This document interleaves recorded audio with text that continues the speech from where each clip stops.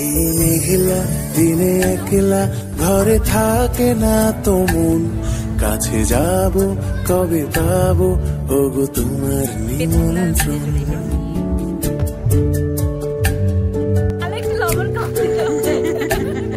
এই মেঘলা দিনে একলা ঘরে থাকে না তো মন, কাছে যাব কবে পাবো ওগো। ভিডিওর শুরুতে ক্লিপগুলো যে তুলে ধরেছি, পুরোটা দেখতে হলে স্কিপ না করে পুরো ভিডিওটা দেখতে থাকো, মজা পাবে, ইন্টারেস্ট আছে ভিডিওর মধ্যে। তো চলো তার আগে ইন্ট্রোটা নিয়ে নিই। হ্যালো এভরিওয়ান, আমি সুবর্ণা লাইফস্টাইল নতুন একটি ভিডিওর সাথে তোমাদের সবাইকে স্বাগত। আমার তো অনেক অনেক ভালোবাসা।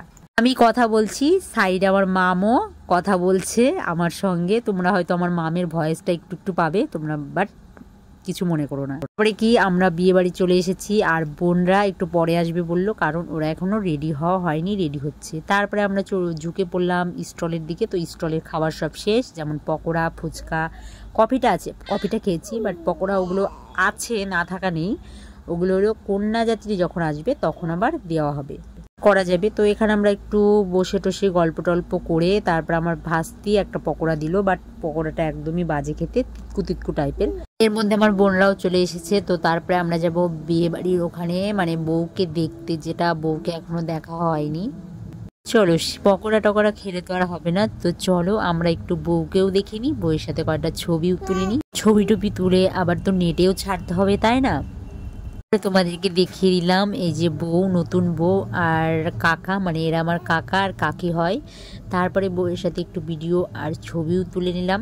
তারপরে তোলার পরে তো আর তো এখানে বসে থেকে লাভ নেই, তো চলো তারপরে মেন উদ্দেশ্যে যাওয়া যাক, যেখানে হলো খাওয়া দাওয়ার উদ্দেশ্যে।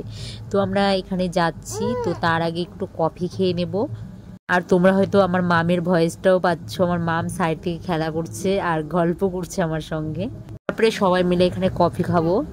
এখানে আমি ভাগ্নিদেরকে নিয়ে আসছি, আর দিদি ভাই, মা, ওরা মানে মামকে দেখছে। আমি যাব, তারপরে মা আর আমার দিদি ভাই আসবে, তাহলে তো মাম একা থাকতে পারবে না, কান্নাকাটি করবে, আর ওকে রাখাও যাবে না একাই।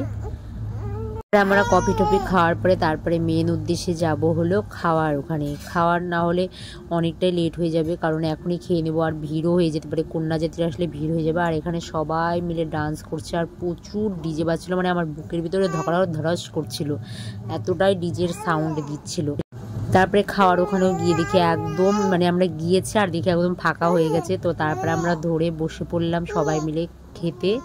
খাওয়া দাওয়া ডান। তোমরা যদি মেনু দেখতে চাও খাওয়ার কি কি দিয়েছে, তো আমার আর একটা চ্যানেল আছে, সেখানে গিয়ে দেখতে পারো তোমরা কি কি আছে। আমি ডিস্ট্রিক্ট বংশের লিঙ্ক দিয়ে দেবো, সেখানে গিয়ে তোমরা দেখতে পারো কি কি খাবার দিয়েছে। আমি এখানে বোনদের খাওয়া হয়েছিল না, তো তারপরে এখানে এসে আমি ওদের একটু ডান্স দেখে নিচ্ছিলাম, কারণ ডান্স দেখতে ভালোও লাগে আর নাচ করতেও ভালোই লাগে। কার কার ভালো লাগে অবশ্যই জানিও। তো তারপরে সবাই মিলে একটু কফি নিয়ে নিল, বাট আমি কফি আর নিইনি। আর আমার বোন কান্না করছে শয়তানি করে যে আমরা এখন চলে যাব।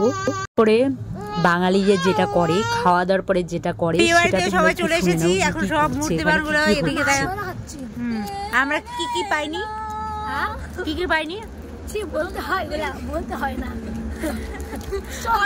বলতে চাই একটু লবণ কম, সব ভালো ছিল, কিন্তু হাজমালাটা তো ঝাল কেন?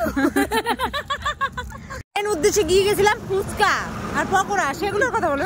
বলতে হয় না, বলতে হয় নাকি? স্টকে না থাকলে আমি কি করবো?